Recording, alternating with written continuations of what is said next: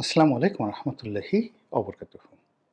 সম্মানিত দর্শক, বিএনপির ভারপ্রাপ্ত চেয়ারম্যান জনাব তারেক রহমান তার দেশে আসা, তার পাসপোর্ট, তার ওয়ান টাইম ট্রাভেল পাস, তার বিড়ালের ভিসা পাসপোর্ট বা প্লেনে ওঠার অনুমতি, এগুলো রাজনীতিতে এই মুহূর্তে যে জটিল সমীকরণ তৈরি করেছে, সেই সমীকরণের মধ্যে বিএনপির যে রাজনৈতিক ভবিষ্যৎ, সেই ভবিষ্যৎ কতটা উজ্জ্বল, কতটা অন্ধকারাচ্ছন্ন, বিএনপি রাজনীতিতে কী পরিমাণ পূর্ণিমার আভা যুক্ত হয়েছে অথবা অমাবস্যার যে নিদারুণ নিকষ কালো অন্ধকার, সেটি বিএনপিকে কীভাবে গ্রাস করছে সে বিষয়গুলো নিয়ে সংক্ষেপে আলোচনা করার চেষ্টা করব।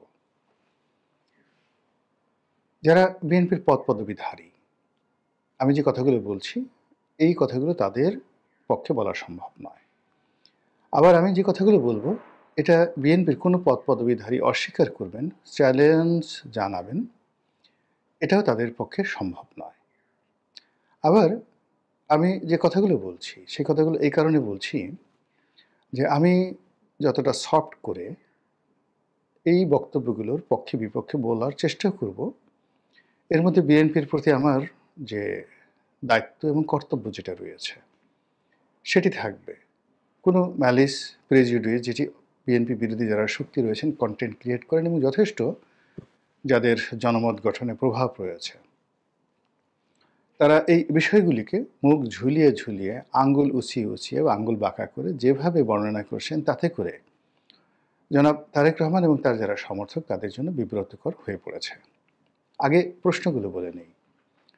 মূলত সেই গত 14 মাস ধরেই দেশবাসীর এবং বিএনপি নেতাকর্মীদের জন্য পরস্পর বিরোধী দুটো বক্তব্য ছিল। দেশবাসী প্রকাশ্যে বলার চেষ্টা করছিলেন যে কেন তারেক রহমান সাহেব দেশে আসছেন না। কোনো বাংলার অর্থ নাই, দাড়ি নাই, কমা নেই, সেমিকোলন নেই, কিচ্ছু নেই। ডাইরেক্ট প্রশ্ন, কেন তিনি আসছেন না? এই বক্তব্যের মধ্যে কতগুলো ইতিবাচক দিক রয়েছে। জনগণ মনে করছে যে তারেক রহমান সাহেবের দেশে আসা উচিত। তারা এও বিশ্বাস করছে, মনে করছে যে তারেক রহমান সাহেবের জন্য দেশটি নিরাপদ। তারেক রহমানের জন্য এই দেশের প্রয়োজনীয়তা আছে, আর এই দেশের লোকজনকেও তারেক রহমান সাহেবের প্রয়োজন রয়েছে নেতৃত্ব দেওয়ার জন্য। তিনি একজন অপরিহার্য, জনপ্রিয় এবং অ্যাট দ্য সেম টাইম গ্রহণযোগ্য ব্যক্তিত্ব যদি না হতে পারতেন বা না হতেন, তাহলে জনগণ এই ধরনের কথাবার্তা বলতো না। এই বাংলায় কত মানুষ, হয়তো তাদের বয়স তারেক রহমান সাহেবের চেয়ে বেশি, শিক্ষা দিকে অনেক বেশি, তাদের একসময় সামাজিক খুব প্রভাব ছিল, প্রতিপত্তি ছিল, কিন্তু দেশের লোকজন বলছে না যে তারা কোথায় গেল, কেন তারা বাংলাদেশে আসছে না।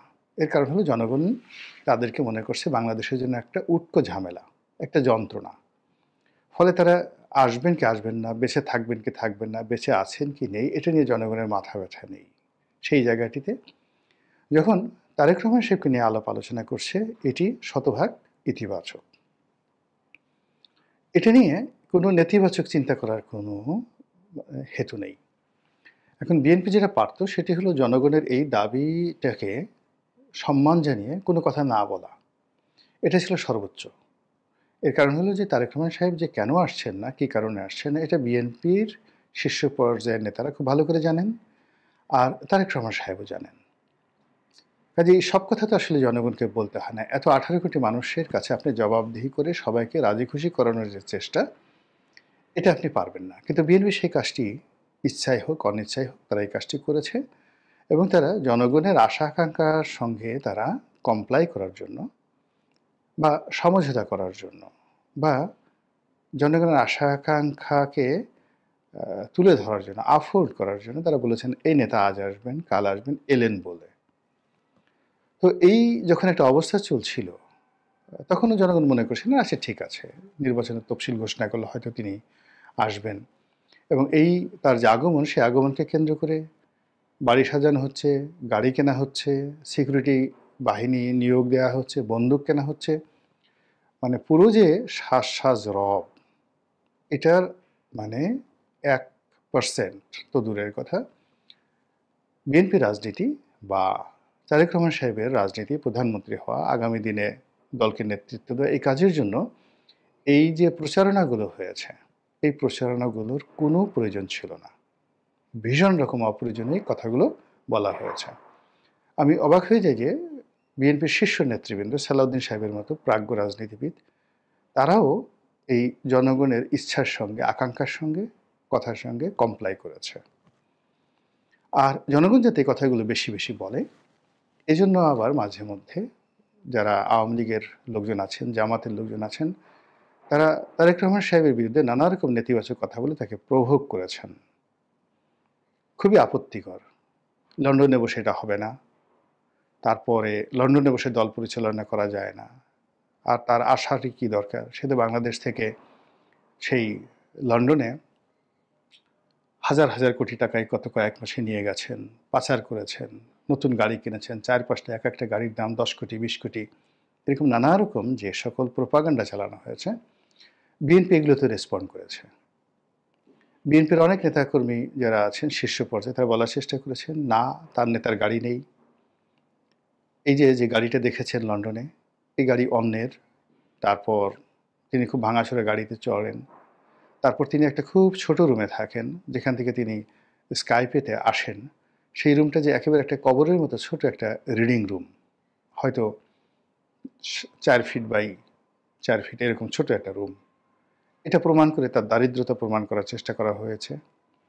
এবং সে যে ওখানে খুব সাধারণ জীবনযাপন করেন, মেট্রোতে চড়েন, তারপর বাসের জন্য অপেক্ষা করেন, একা একা ঘোরাফেরা করেন, এই বিষয়গুলো অতি মানবীয়, অতি সাধারণ, যাকে বলা হয় সুপারম্যান থেকে বানানোর জন্য বিএনপির যে সকল লোকজন বুদ্ধি দিয়েছে এবং প্রচার করেছে, তারা মূলত তার সর্বনাশ করেছে।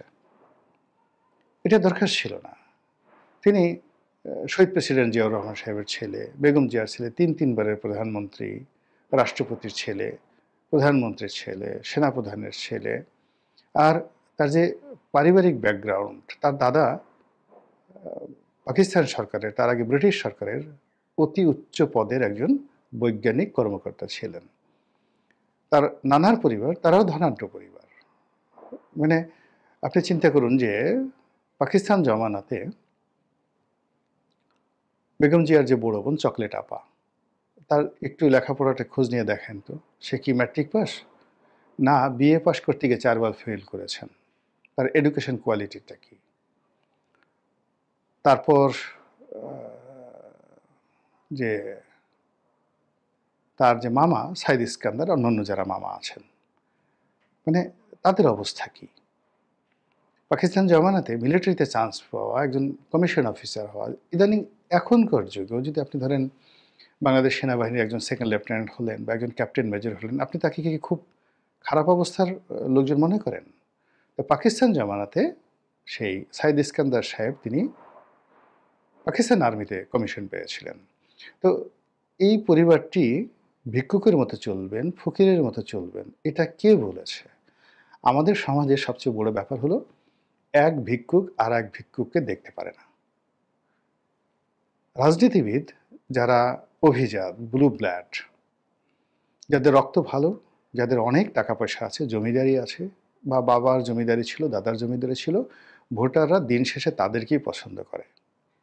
আপনি চাঁদাবাজি করে, মানুষের কাছে চেয়ে চিনতে, একজনে আপনাকে একটা গাড়ি দিল, আরেকজনে 1 লাখ টাকা দিল, আরেকজন একটা পাঞ্জাবি কিনে দিল, আরেকজন একটা জুতা কিনে দিল, আর আপনি ফুটবাবু হয়ে নেতা সাজলেন, হাত ঝুলালেন।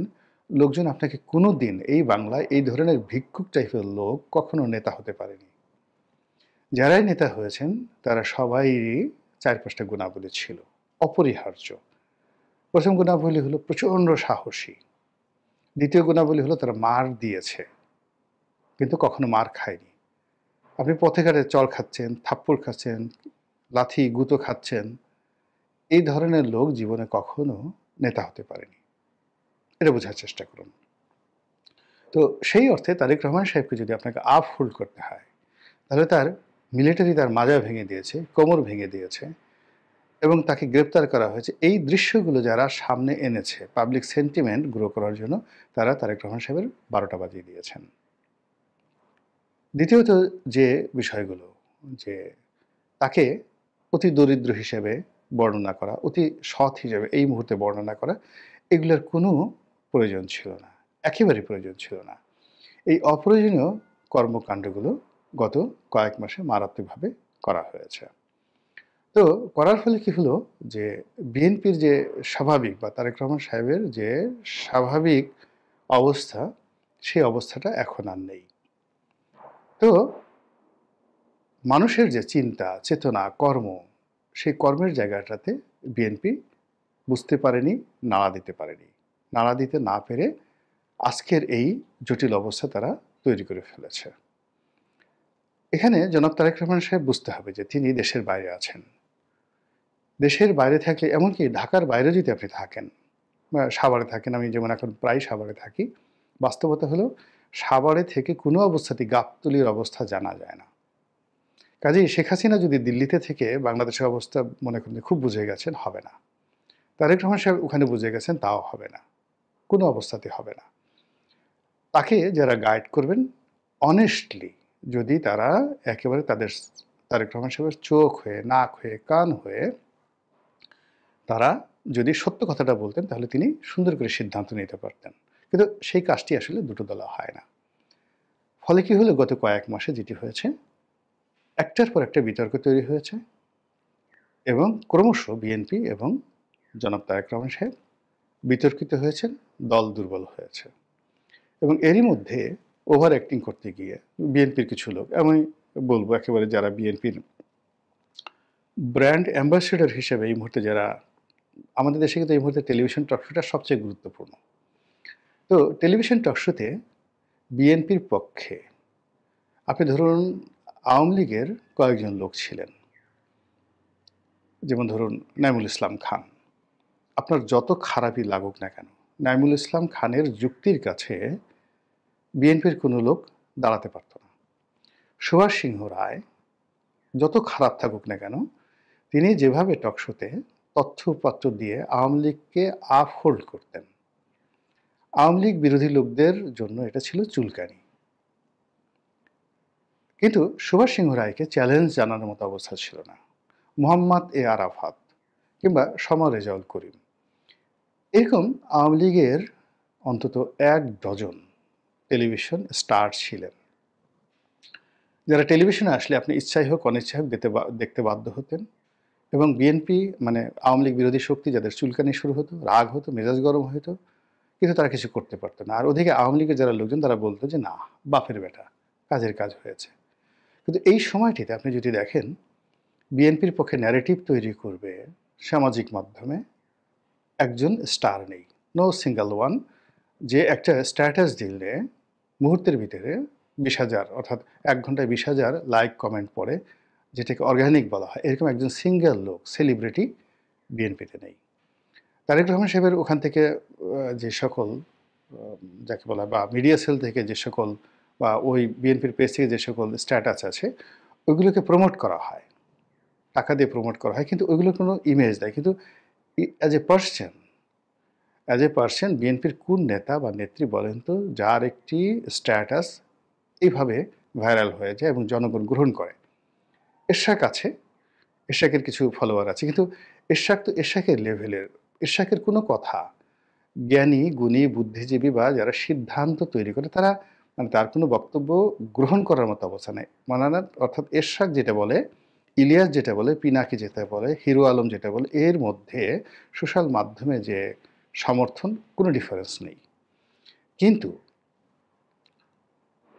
ধরুন সেই ডক্টর জাফর ইকবাল আওয়ামী লীগের পক্ষে যে ন্যারেটিভ তৈরি করতেন, কিংবা ধরুন মুনতাসির মামুন যে কাজটি করতেন, সেই কাজটি তো বিএনপির কেউ করতে পারছে না, নো ওয়ান, একজন বুদ্ধিজীবী নেই। দ্বিতীয়ত হলো যে বিএনপির পক্ষে লিখবে যেটা আওয়ামী লীগের আবেদ খান ছিলেন, আওয়ামী লীগের মুনতাসির মামুন সাহেব ছিলেন, এবিএম মুসা সাহেব ছিলেন, আরও অনেক লোক, আব্দুল গাফফার চৌধুরী লেখেন, আব্দুল গাফফার চৌধুরী লিখবেন আর সেটা পড়বে না, এর কোনো লোক নাই। এখন বিএনপিতে কিন্তু বেশ কয়েকজন ভালো কলাম লিখতেন একটা সময়। মাহমুদুর রহমান আমার দেশে উনি লিখতেন, জায়জাদিনের শফিক রেহমান লিখতেন, রয়টার্সের আতিকুল হক ছিলেন, তিনি লিখতেন। অসাধারণ তাদের মানে দক্ষতা ছিল কলম সৈনিক হিসেবে।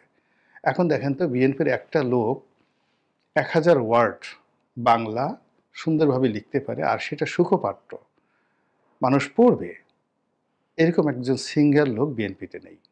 সিঙ্গেল লোক নেই। কোনো পত্রপত্রিকার সঙ্গে তাদের সম্পর্ক নেই। যার ফলে কি হলো? চারিদিকে শুধু ধোঁয়াশা, ধোঁয়াশা, ধোঁয়াশা, কুয়াশা, কুয়াশা, কুয়াশা, এবং এর মধ্যে বিএনপি যারা প্রতিপক্ষ খুব সুকৌশলে তাদের ম্যাটিকুলাস ডিজাইন ব্যবহার করে বিএনপির সম্পর্কে, স্পেশালি তারেক রহমান সম্পর্কে এমন কতগুলো ন্যারেটিভ ছড়িয়ে দেওয়া হয়েছে, সেই ন্যারেটিভই গত ১৫ মাসে এই দলটি তছনছ হয়ে গেছে। আর সর্বশেষ এখন বিএনপিকে নিয়ে ঠাট্টা হচ্ছে যে তারেক রহমান সাহেবের বিড়ালের পাসপোর্ট হয়ে গেছে। এটা ভীষণ রকম অবমাননাকর। মানে একটা বিড়ালের পাসপোর্ট হয়ে গেছে, তারেক রহমান সাহেবের পাসপোর্ট হয়নি। আমি এতটুকু শুধু বলতে পারলাম। বিড়ালের ভিসা হয়ে গেছে, তারেক রহমান সাহেবের এখনো হয়নি। বিড়াল সিদ্ধান্ত নিয়েছে বা বিড়ালের মালিক সিদ্ধান্ত নিয়েছে বিড়ালের জন্য বিড়াল আসবে বাংলাদেশে, কিন্তু বিড়ালের মালিক আসবে কিনা এটা মালিকের মুখ থেকে শোনা যাচ্ছে না। বোঝার চেষ্টা করুন, কিন্তু মানুষ তো এত বোকা না। তো সেই দিক থেকে আবার নতুন যে বিতর্কগুলো, তারেক রহমান সাহেবের ভোটার তালিকায় নাম নেই, স্বয়ং নির্বাচন কমিশনের পক্ষ থেকে এই কথা বলা হলো। কেন এই কথা বলা হলো? আমরা কি তাকে জিজ্ঞাসা করেছি? তো তাই যদি হয় তাহলে তিনি তো তাহলে ভোটই দিতে পারবেন না, তারপর তিনি তো প্রার্থী হতে পারবেন না, তিনি প্রধানমন্ত্রী হতে পারবেন না। এরপর প্রশ্ন, তিনি কি বাংলাদেশের পাসপোর্ট পাবেন? আবার তিনি কি ব্রিটিশ পাসপোর্টধারী, নাকি সেখানে অ্যাজ এ অ্যাসাইলাম হিসেবে তার যে আইডি কার্ড রয়েছে, আইডেন্টি কার্ড রয়েছে, তার সেই কেবলমাত্র সেই আইডি কার্ডটি রয়েছে, নাকি পুরো পরিবার তারা ব্রিটিশ পাসপোর্ট ধারণ করছেন? এই প্রশ্নগুলো কে বা কারা সামনে নিয়ে আসলো? সাম্প্রতিক সময় তারেক রহমান সাহেব তার দেশে ফেরা নিয়ে যে বক্তব্যটি দিয়েছেন, যে দেশে ফেরার যে সিদ্ধান্ত তার একক কোনো বিষয় নয়, এ বুদ্ধি তাকে কে দিয়েছিল? এ ড্রাফট, তারেক রহমান সাহেব তো এই বাংলা লেখার মানুষ নন। মানে তার পক্ষে আমি মাঝে মধ্যে দেখি যে বিভিন্ন ইংরেজিতে স্ট্যাটাস দেওয়া হয়, মাঝে মধ্যে বাংলাতে স্ট্যাটাস দেওয়া হয়। এগুলো মানে পয়েন্টিভ নয়, প্রয়োজনীয় নয়। একটা সিঙ্গেল, আমি আজ পর্যন্ত সেই তারেক রহমান সাহেবের পেজ থেকে যে সকল ইংরেজি এবং বাংলায় যে সকল স্ট্যাটাস দেওয়া হয়েছে, এর একটা জিনিসেরই প্রয়োজন ছিল না, দুপয়সায় প্রয়োজন ছিল না। প্রায় সবগুলোই তাকে আরও সহজলভ্য করে ফেলেছে। বোঝার চেষ্টা করুন, আকাশের চাঁদ দূরে আছে, তাকে ভালো লাগে। চাঁদ যদি একটু কাছে চলে আসে, এই পৃথিবীতে জোয়ার তৈরি হয়ে যায়। চাঁদ যদি একটু দূরে চলে যায়, ভাটা তৈরি হয়ে যায়। আর আপনি যদি নিজে চাঁদের মধ্যে চলে যান, আপনি আপনার সমস্ত ওজন হারিয়ে ফেলবেন। তো একজন নেতা, সে যত সহজলভ্য না হবে, যত দূরে থাকবে, জনগণ তাকে নিয়ে তত বেশি গালাগালি করবে, সমালোচনা করবে, কিন্তু আলটিমেটলি শেষ পর্যন্ত তাকে নেতা মানবে। কিন্তু তাকে যদি আপনি ভাতের মাড় বানিয়ে ফেলেন, ডাল বানিয়ে ফেলেন, আলু ভর্তা বানিয়ে ফেলেন, তাহলে আর যা হোক না কেন পরবর্তীতে তাকে আকর্ষণীয় কোনো রাজকীয় পদ পদবিতে বসাতে পারবেন না। ফলে শিরোনামে যে কথাগুলো বলেছি, সেই কথাগুলো এই সময়টিতে যে আলোচনা হচ্ছে, সেই আলোচনার দ্বার মূলত বিএনপির মধ্যে ঘাপটি মেরে থাকা একদল লোক ইচ্ছা করে কাজটি করেছে, অথবা বিএনপির নীতি নির্ধারণী পর্যায়ে যারা আছেন তারা অনেকে সতর্ক হননি। তারা প্রতিপক্ষর যে প্রভোগ এবং জনগণের যে আশা আকাঙ্ক্ষা, এগুলোকে জাস্ট একটা প্রলেপ দিতে চেয়েছেন। আর তার ফলে এখন এই মুহূর্তে এসে বিএনপি যে যুগ সন্ধিক্ষণে পৌঁছে গেছে, বা তারেক রহমান সাহেব এখন যেদিকে যা করেন না কেন, তিনি যদি দেশে আসেন তাও তার জন্য খারাপ হবে, না আসলেও খারাপ হবে। তিনি যদি কথা বলেন তাও সমস্যা হবে, চুপ থাকলেও কথা সমস্যা হয়ে যাবে। এর কারণ হলো রাজনীতি তো একটা ধারাবাহিক বিষয়, অল অন এ সাডেন আপনি সেখানে স্টপ করে দিতে পারেন না। তো এই যে আপনি শেখ হাসিনার দিকে তাকান না কেন, তার যে ক্যারেক্টারিস্টিক্স আছে, সারা দুনিয়া তাকে যা কিছু বলুক না কেন, সে তার মধ্যে ঝগড়া করেই যাচ্ছে, সে তার মধ্যে গালাগালি করে যাচ্ছে। প্রতিদিন বাংলাদেশের প্রেক্ষাপট নিয়ে সে যেভাবে আগে কথা বলতো, এখন আরও বেশি প্রতিনিয়ত তার সেই পূর্বাঞ্চলের প্লট নিয়ে কথা বলছে, তার গহনা নিয়ে কথা বলছে, তার হীরার গহনা নিয়ে কথা বলছে, তার গণভবন থেকে তার হীরার গহনা চুরি করা হয়েছে, একে চুরি করেছে, এগুলো সব ভবিষ্যতে আদায় করা হবে। ডক্টর মোহাম্মদ ইউনূসের পূর্বাঞ্চলে কয় হাজার কাঠা জমি আছে, তার নিসর্গ রিসোর্ট আছে, কি কি আছে, মানে স্বয়ং তার মতো করে তার যে আলাদা একটা ক্যারেক্টারিস্টিক্স আছে, এটা সে স্টাবলিশড করে ফেলছে। সে কিন্তু ডাইভার্ট হয়নি। সবাই মনে করছিল সে কান্নাকাটি করবে, সরি বলবে, ইত্যাদি ইত্যাদি। না, সে তার ক্যারেক্টারিস্টিক্স বজায় রেখেছে। তো সেই দিক থেকে বিএনপি বা তারেক রহমান সাহেব, তারও একটা নিজস্ব ক্যারেক্টারিস্টিক্স প্রতিষ্ঠা করতে হবে। সেই ক্যারেক্টারিস্টিক্সটা কী, এটা কিন্তু এখন পর্যন্ত জাতির কাছে আসেনি। যেমন বেগম জিয়ার একটা ক্যারেক্টারিস্টিক্স আপসহীন, তেমনি তারেক রহমান সাহেবের ক্যারেক্টারিস্টিক্স কী? তিনি তো দূর থেকে নেতৃত্ব দিয়েছেন। তিনি তো বিএনপির যে 111-এর সময়টাতে শ্যাডো সরকার হিসেবে ছিলেন, এবং সেখানে তার যে একটা ভাবমূর্তি যেগুলো গড়ে উঠেছিল বা যে কথাগুলো তার সম্পর্কে বলা হতো, সেই কথাগুলো কি বিএনপির জন্য ইতিবাচক? তা না হলে এই সময়টার মধ্যে গত 15 বছর ধরে দেশে যিনি প্রবাসে আছেন বা দীর্ঘ সময় ধরে তিনি প্রবাসে আছেন, এই সময়টিতে তিনি তার নিজের জন্য, তার দলের জন্য একটা যে ভাবমূর্তি, এটা কী তৈরি করেছেন?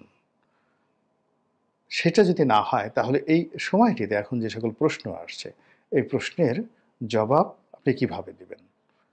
ভোটার না, পাসপোর্ট নাই, এখনো ভোটার হননি, বাংলাদেশে নেই, প্রবাসে আছেন, অথচ আপনি প্রধানমন্ত্রী হতে চাচ্ছেন।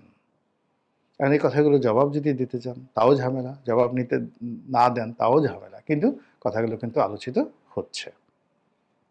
মহান আল্লাহ আমাদের সবাইকে হেদায়েত দান করুন এবং হেফাজত করুন। আসসালামু আলাইকুম ওয়া রাহমাতুল্লাহি ওয়া বারাকাতুহু।